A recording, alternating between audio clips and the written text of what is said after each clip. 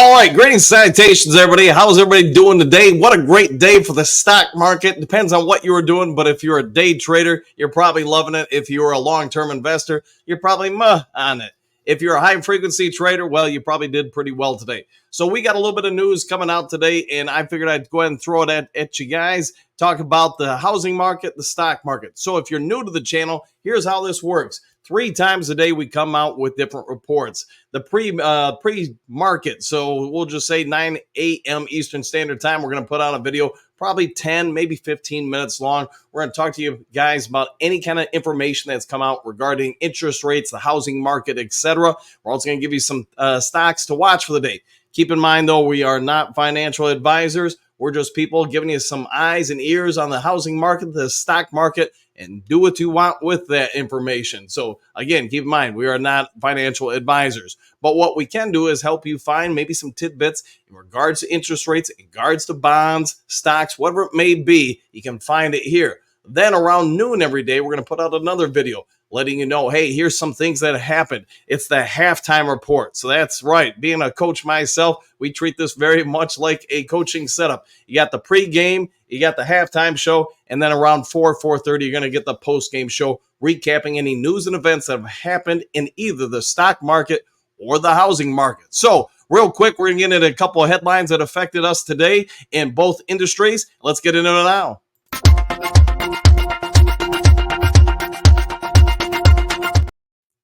And yes, I've got to update that video so it doesn't say Lions Talk Live. But hey, this is just a test video to get things going, but we'll work on that in time. So, all right, real quick, let's get into it. 5 headlines now.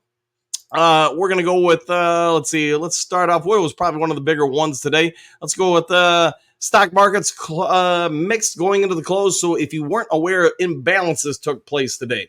Imbalances affect the markets about every quarter. The next one will be, maybe it's not quite a quarter, but every few months. So around the last 10 minutes, maybe 15 minutes of the day, you get a lot of influx movement in stocks as people are getting out of positions, even though will send stocks dramatically up or down.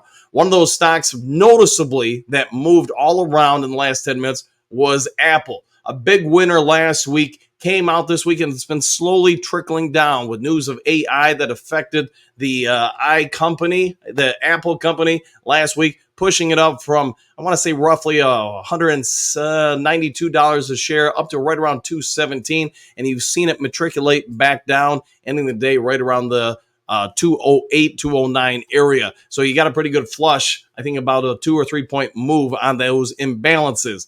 Next, are you looking for a Fed to cut interest rates in September or December? So if you're in the housing market, I know a lot of you watching this show are going to be watching for that kind of information. And what I can say is this.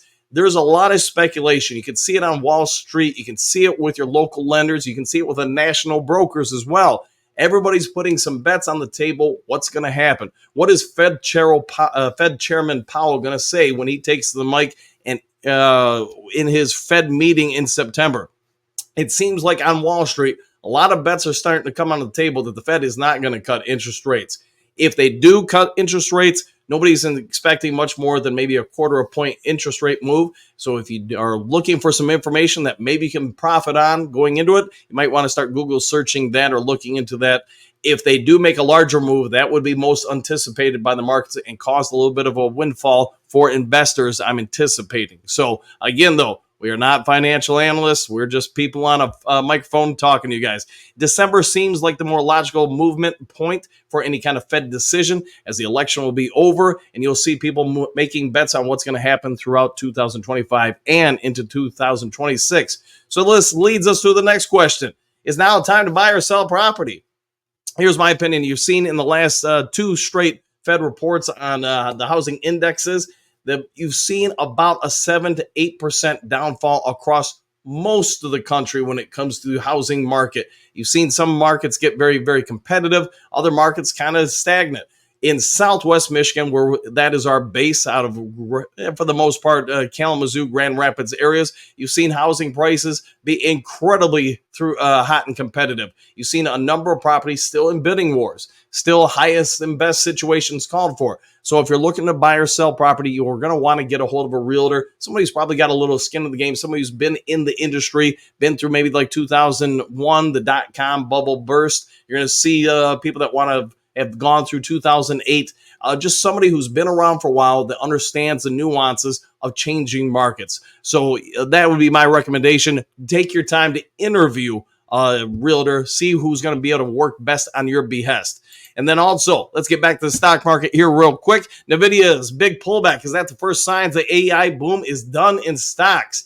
Anybody who's probably been not under a rock for the last 6 months or so has seen what has happened to the AI boom into the stocking market, let alone the real world. It's shot through the roof as everybody's putting more and more chips on the table to help their company get through to the promised land of the AI windfall.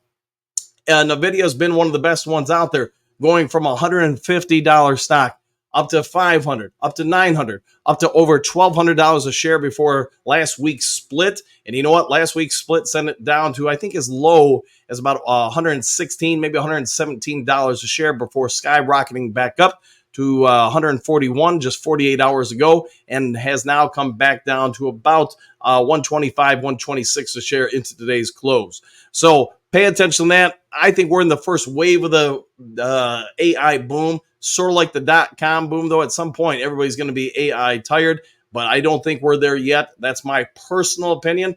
Come up with your own conclusion, but I think we are going to be pushing forward for a while. So, all right, I'm going to end the post-game show here. If you are looking for a realtor, somebody to help on your behest, go ahead and give me a call. Shoot me a text. If you're looking to buy or sell property, anyone in the state of Michigan, go ahead. You see my number on the screen, 269-998-2384. Let me use over 30 years of experience in the industry of real estate to give you an edge over the competition. Maybe help sell your property for a little bit more. Maybe help save you some money on the purchase of property. It can be anything from commercial property to regular property, vacant land to developmental land to a secondary home.